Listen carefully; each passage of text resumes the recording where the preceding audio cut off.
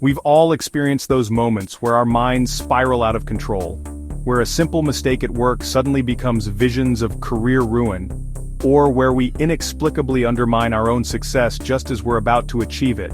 These patterns, known as catastrophizing and self-sabotage, are more than just bad habits. They're deeply ingrained psychological responses that can significantly impact our quality of life, relationships, and personal growth. While they may feel automatic and uncontrollable, the truth is that with proper understanding and practice, we can learn to recognize and overcome these destructive tendencies. What makes these patterns particularly challenging is how they often work together in a vicious cycle. Catastrophizing leads us to anticipate disaster around every corner, which then triggers self-sabotaging behaviors as we try, often unconsciously, to protect ourselves from the pain of potential failure or disappointment. The irony is that these very attempts at self-protection frequently create the negative outcomes we were trying to avoid in the first place. Understanding this dynamic is crucial to breaking free from its grip.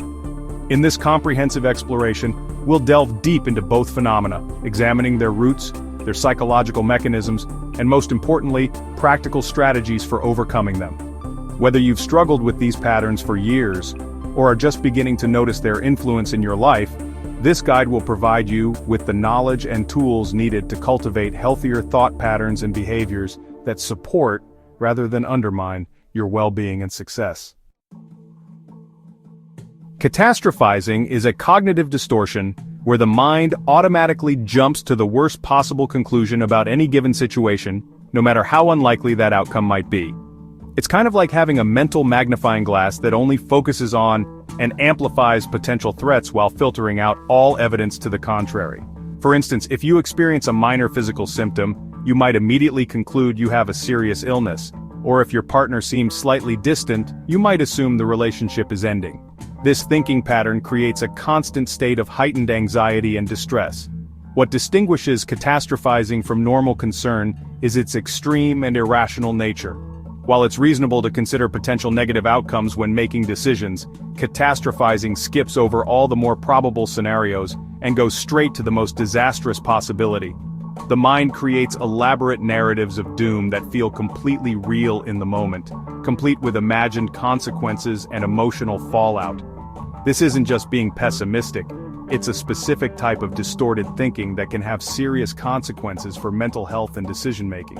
Perhaps most importantly, catastrophizing isn't just about thoughts, it triggers a full physiological stress response.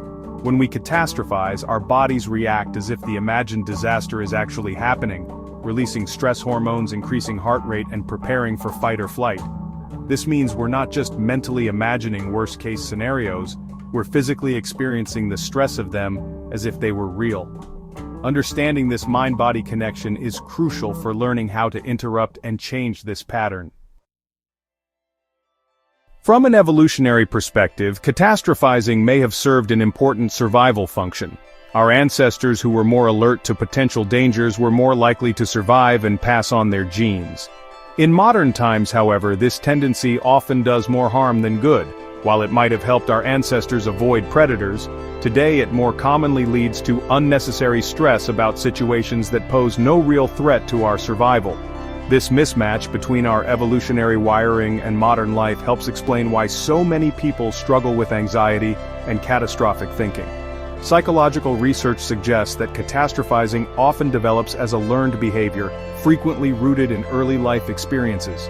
Children who grew up in unpredictable or high-stress environments may have developed catastrophic thinking as a way to try to anticipate and prepare for potential problems. Similarly, individuals who experience trauma may develop catastrophizing as a protective mechanism. If you've been blindsided by negative events before, your brain might try to protect you by constantly anticipating the worst. While this makes sense psychologically, it creates significant distress in daily life. Cognitive behavioral theories propose that catastrophizing is maintained through a process called negative reinforcement. When we imagine terrible outcomes and they don't occur, we often credit our worrying with having prevented them, reinforcing the belief that catastrophizing is protective. Additionally, our brains tend to remember the times our fears came true more vividly than the countless times they didn't, creating a skewed perception that catastrophic outcomes are more likely than they actually are. Breaking this cycle requires understanding these underlying mechanisms and consciously working to rewire our thought patterns. The consequences of chronic catastrophizing extend far beyond temporary anxiety. Over time, this thinking pattern can significantly impair our ability to function effectively in daily life. Decision-making becomes fraught with hesitation and fear, as every possible choice is weighed against imagined catastrophic outcomes. Relationships may suffer as constant worrying and need for reassurance strains connections with others. Professionally, it can lead to missed opportunities as the fear of potential failure outweighs the potential for success. On a physiological level, the constant stress of catastrophic thinking takes a real toll on the body. Chronic activation of the stress response can lead to sleep disturbances, digestive issues, weakened immune function, and increased risk for cardiovascular problems. Mentally, it contributes to anxiety disorders, depression, and burnout. The energy expended on imagining and preparing for disasters that never come leaves little reserve for actually engaging with and enjoying life. It's like constantly bracing for an impact that never arrives, exhausting and ultimately unnecessary. Perhaps most insidiously, catastrophizing can create self-fulfilling prophecies. When we expect negative outcomes, we may unconsciously behave in ways that make them more likely to occur. For example, someone who catastrophizes about social rejection might appear anxious or distant in social situations, which could actually lead to the very rejection they feared. Similarly, a student who imagines failing an exam might become so anxious that they can't focus on studying, increasing the likelihood of poor performance. Recognizing these patterns is the first step toward interrupting them and creating more positive outcomes. So, self-sabotage refers to any behavior or thought pattern that kind of undermines our own goals and well-being often, even when we consciously want to succeed or be happy. It can show up in a bunch of ways. Maybe you procrastinate on important tasks, get stuck in negative self-talk, avoid opportunities because of fear, or, sometimes you might even create obstacles to your own success on purpose. These behaviors can seem pretty baffling in the moment, like, we know what we should be doing to move forward, but somehow, we end up doing the exact opposite. What makes self-sabotage especially confusing is that it often happens outside our full awareness. We might tell ourselves we're just tired when we put things off, or that we're being realistic when we talk ourselves out of going for something. The truth is, self-sabotage usually comes from deep-seated fears and limiting beliefs about ourselves and what we're capable of. It's almost like there's a part of us that believes we don't deserve success, or that failing would just hurt too much, so we unconsciously set up situations that confirm those beliefs.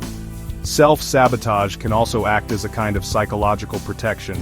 By undermining our own efforts, we keep this sense of control, like, if we fail because we didn't really try, we can always tell ourselves we could have succeeded if we'd actually wanted to. This might protect our self-esteem for a little while, but it ends up creating long-term patterns of underachievement and frustration. Really, understanding these underlying motivations is so important if we want to overcome self-sabotaging behaviors and make lasting changes. Self-sabotage often starts with beliefs about ourselves that got planted pretty early in life. If, growing up, we got messages, whether people said them directly or not, that we weren't good enough, or that success was somehow risky, like maybe it led to jealousy or people expecting more from us, we might have just absorbed those beliefs and kept acting them out as adults.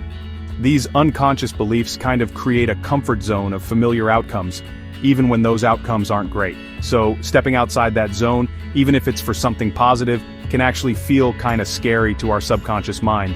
Fear is another huge driver of self-sabotage. I mean, fear of failure is pretty obvious, but fear of success can be just as strong. Success often brings change, more responsibility, and higher expectations, all of which can feel threatening. Some folks worry, even if they don't realize it, that success will make them a target for criticism or jealousy, or that it'll put distance between them and people they care about. Others might be afraid they won't be able to keep up with success, which could mean even bigger disappointment down the line. A lot of these fears never really make it to the surface, but they have a big impact on what we do. Plus, self-sabotage can sometimes be a twisted way of trying to stay in control. When we're faced with situations where we don't know what's going to happen, sabotaging our own efforts can, weirdly enough, feel like we're taking control.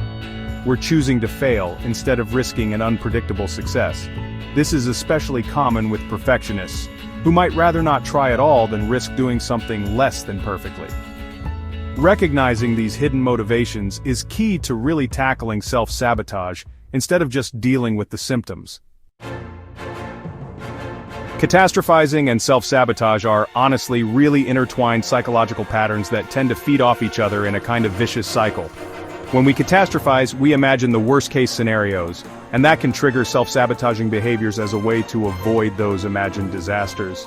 So, for example, if someone is catastrophizing about public speaking, thinking they'll totally forget their words and get humiliated, they might end up sabotaging their own prep by procrastinating or not practicing, which unfortunately makes it way more likely they'll actually do poorly. This connection ends up creating a self-fulfilling prophecy, where our fears bring about the very outcomes we were hoping to avoid. Our minds then use those outcomes as proof that the catastrophic thinking was right all along, which just locks the pattern in for the next time. Eventually, this cycle becomes so automatic, we don't even notice we're doing it, we just know we feel anxious and things don't turn out how we want. Breaking out of this cycle means we have to spot both patterns and work on them together. Understanding this connection also helps explain why just focusing on one side of the problem usually doesn't work. If you try to stop self-sabotaging behaviors without dealing with the catastrophic thoughts driving them, it's like pulling weeds but leaving the roots. The problem just grows back. And if you only try to change catastrophic thinking but keep self-sabotaging, you're still giving yourself evidence that those negative thoughts are true. Making real change means working on both fronts, challenging those distorted thoughts and changing the behaviors that keep them going. The first step in overcoming catastrophizing is learning to recognize when it's happening. Catastrophic thoughts often follow predictable patterns. They typically start with, "What if?" and spiral into increasingly dire scenarios. They tend to be absolute, like this will be a complete disaster, rather than probabilistic, such as there's a chance this might not go perfectly. They also frequently ignore contrary evidence, focusing only on potential negatives while dismissing any positives or neutral possibilities. Physical cues can also help identify catastrophizing. When you notice your heart racing, muscles tensing, or stomach churning, ask yourself what thoughts just preceded these physical reactions. Often you'll find they were catastrophic in nature. Another red flag is when your emotional reaction seems disproportionate to the actual situation. This usually indicates that your mind has elaborated a simple event into a much more threatening scenario. Keeping a thought journal can be particularly helpful for recognizing patterns in catastrophic thinking.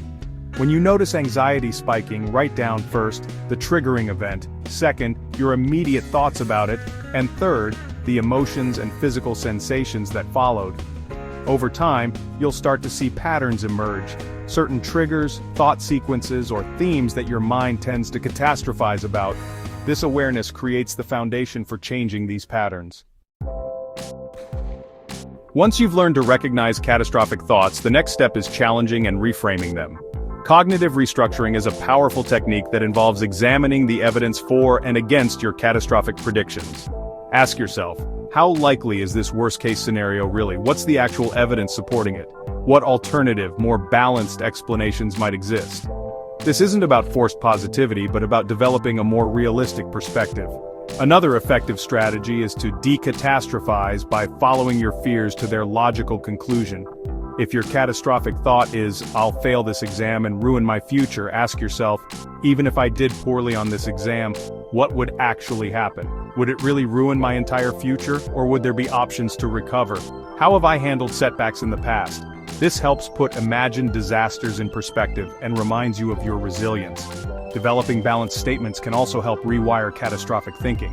For every, "This will be a disaster" thought, consciously generate a more balanced alternative like, "This might be challenging, but I've handled difficult situations before." The goal isn't to eliminate all negative thoughts, but to prevent them from spiraling out of control. With practice, this balanced thinking becomes more automatic, reducing both the frequency and intensity of catastrophic spirals. Identifying self-sabotaging behaviors requires honest self-reflection. Common forms include procrastination, perfectionism, where standards are so high that action becomes impossible, avoidance, and negative self-talk. Notice when you're engaging in behaviors that contradict your stated goals. These are often points of self-sabotage. Pay particular attention to moments when you rationalize these behaviors, like I work better under pressure or it's not the right time, as these justifications often mask self-sabotage. To change these patterns, start by bringing them into full awareness. When you notice self-sabotaging behavior, pause and ask yourself, what am I doing? What am I avoiding by doing this? What am I afraid would happen if I didn't sabotage myself? This builds the space between stimulus and response where change becomes possible. Then, make a conscious choice to act differently, even in small ways. For instance, if you typically procrastinate, commit to working for just 5 minutes. Creating accountability systems can also help overcome self-sabotage. Share your goals with supportive friends or colleagues who can check in on your progress. Set up rewards for following through on commitments and consequences for self-sabotaging. Most importantly, practice self-compassion when you do slip up. Harsh self-criticism often fuels further self-sabotage, while understanding and kindness create the emotional safety needed for lasting change. Self-compassion is a powerful antidote to both catastrophizing and self-sabotage. Unlike self-esteem, which depends on evaluations of our worthiness, self-compassion involves treating ourselves with kindness regardless of performance or outcomes. It recognizes that imperfection and struggle are part of the shared human experience rather than evidence of personal failure. This perspective is particularly helpful when dealing with catastrophic thoughts and self-defeating behaviors. When we approach our mistakes and shortcomings with self-compassion rather than self-criticism, we short-circuit the shame cycle that often drives self-sabotage. Instead of thinking, I messed up so I might as well give up, we can acknowledge, this is difficult and it's okay to struggle. This creates psychological safety to learn from failures rather than being paralyzed by them. Research shows that self-compassionate individuals are more resilient in the face of challenges and more likely to persist toward their goals, despite setbacks. Practicing self-compassion involves 3 key components. Mindfulness, observing our experiences without over-identifying with them, common humanity, recognizing that all people struggle, and self-kindness, actively comforting and supporting ourselves. Simple practices like putting a hand on your heart and offering yourself kind words when you're struggling, or writing yourself a compassionate letter about a recent difficulty, can help cultivate this mindset over time. Developing realistic thinking involves moving away from both catastrophic pessimism and unrealistic optimism to find a balanced middle ground. This doesn't mean ignoring potential negatives but rather considering them in proportion to their actual likelihood and impact. A helpful technique is to list out possible outcomes for a situation, best case, worst case, and most likely case, which helps put catastrophic predictions in perspective. Another strategy is to examine past experiences for evidence. When you catch yourself catastrophizing, ask, how many times have I predicted disaster, and how often did it actually happen? What typically happens in these situations? Often we find that our actual experiences are far less dramatic than our catastrophic predictions. Keeping a reality check journal where you record predictions and actual outcomes can provide concrete evidence against catastrophic thinking over time. It's also important to recognize that uncertainty is an inevitable part of life. Catastrophizing often stems from intolerance of uncertainty, the discomfort with not knowing how things will turn out. Learning to tolerate some degree of uncertainty, and recognizing that not knowing the outcome doesn't mean it will be bad, can significantly reduce the urge to catastrophize. Mindfulness practices can be particularly helpful for building this tolerance. Large, ambitious goals can paradoxically trigger self-sabotage because they feel overwhelming and raise the stakes of potential failure. Breaking goals down into small, manageable steps makes them feel more achievable and reduces the anxiety that fuels both catastrophizing and self-sabotage. Each small success builds confidence and momentum, creating a positive cycle that replaces the negative one. The key is to make the first step so small it feels almost trivial. For instance, if you're avoiding a work project, commit to just opening the relevant files or writing one paragraph. This bypasses the resistance that comes with daunting tasks. The 5-minute rule can be helpful here. Promise yourself you'll work on something for just 5 minutes, after which you can stop if you want. Often, getting started is the hardest part, and once begun, it's easier to continue. Celebrating these small wins is crucial. Our brains respond positively to achievement no matter how small, releasing dopamine that reinforces the behavior. Over time, This rewires our associations with goal-directed behavior from anxiety and avoidance to satisfaction and approach. This method is particularly effective for chronic procrastinators and those whose perfectionism leads to paralysis. Mindfulness practices are powerful tools for interrupting both catastrophic thinking and self-sabotaging impulses. Catastrophizing lives in an imagined future, while self-sabotage often stems from automatic, unconscious patterns. Mindfulness brings our attention to the present moment, creating space to notice these patterns without being controlled by them. Simple mindfulness techniques like focused breathing or body scans can help ground us when we notice catastrophic thoughts spiraling. The act of observing thoughts with curiosity rather than judgment, like saying to yourself, "I notice I'm having the thought that this will be a disaster," creates psychological distance from them, reducing their emotional impact. This meta-awareness is the first step in changing automatic thought patterns. Regular mindfulness practice also strengthens our ability to tolerate discomfort without immediately reacting to it. This is particularly valuable for resisting self-sabotaging urges. We can notice the impulse to procrastinate or avoid without automatically giving into it. Over time, this builds self-regulation skills that support lasting behavior change.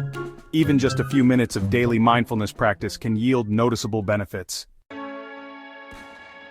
Underlying both catastrophizing and self-sabotage are often deep-seated negative core beliefs about ourselves, others, and the world.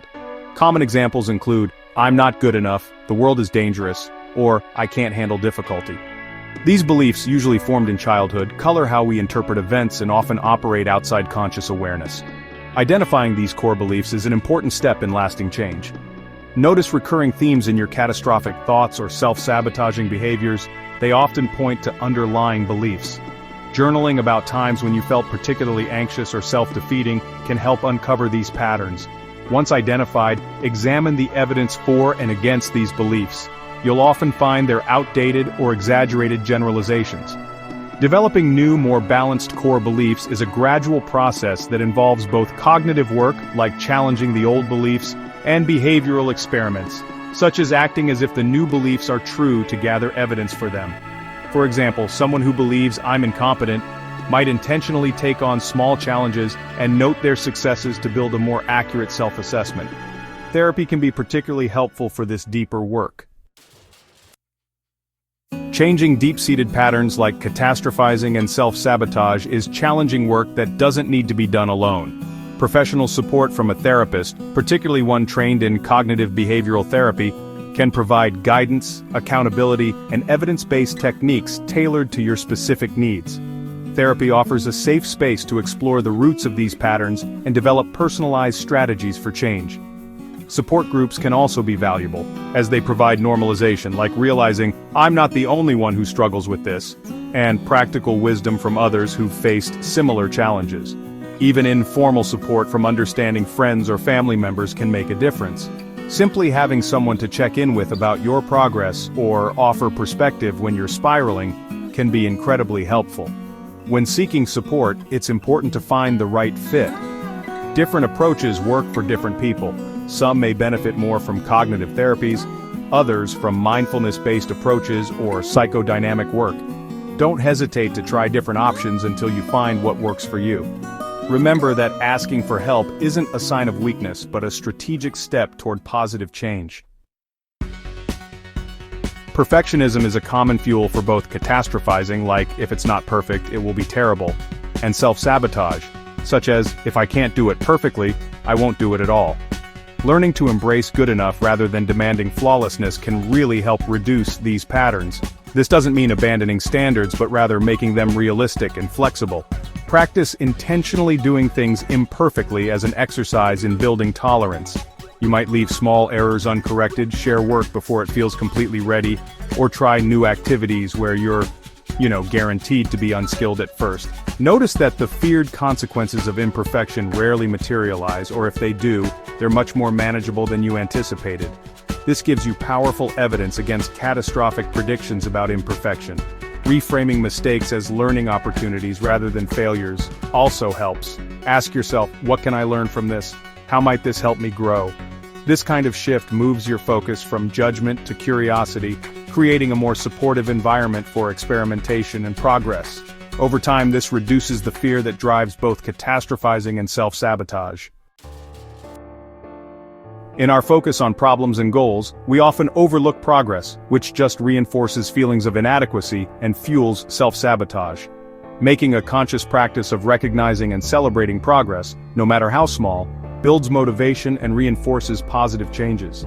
This is especially important when working on entrenched patterns like catastrophizing and self-sabotage, where change happens gradually. Create a system for tracking progress, whether it's a journal, checklist, or some kind of visual representation. Make note of instances where you caught catastrophic thinking early, resisted a self-sabotaging impulse, or handled a challenge better than you would have in the past. These small wins really do add up to significant change over time, but we often fail to notice them unless we're intentional about tracking. Celebrations don't need to be elaborate. Just taking a moment to acknowledge your effort, sharing progress with a supportive person, or giving yourself a small reward can really reinforce positive changes. This kind of positive reinforcement makes the new patterns more likely to stick, gradually replacing old, self-defeating habits with healthier alternatives. It's important to recognize that changing patterns of catastrophizing and self-sabotage is a process, not a one-time event. These are deeply ingrained habits of mind and behavior that have probably been reinforced over years or even decades. Expecting immediate, perfect change just sets up unrealistic expectations that can lead to discouragement and, honestly, self-sabotage of the change process itself. Progress usually happens in cycles of improvement and temporary regression, rather than a straight line upward.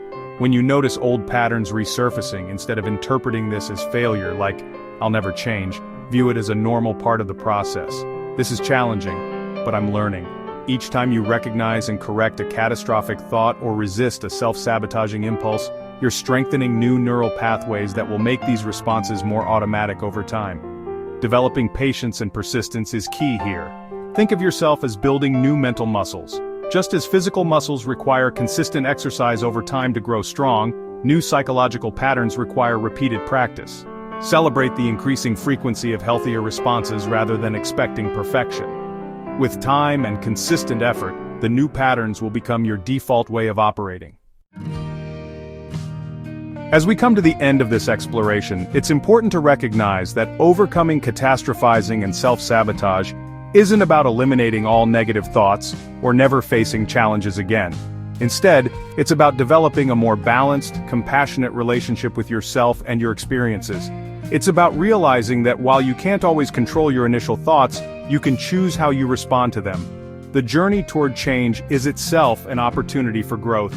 Each moment of awareness, each small victory over old patterns, each compassionate response to setbacks, these are all signs of progress worth honoring. Remember, you're not trying to transform into a completely different person, but rather to uncover and strengthen the healthier, more resilient aspects of yourself that may have been hidden by these patterns. Finally, know that this work matters. Every step you take toward freeing yourself from catastrophic thinking and self-sabotage creates ripples that extend to all areas of your life, your relationships, your work, your sense of peace and possibility. While the path isn't always easy, it's definitely worthwhile. You have within you the capacity for change, and each day brings new opportunities to practice and grow.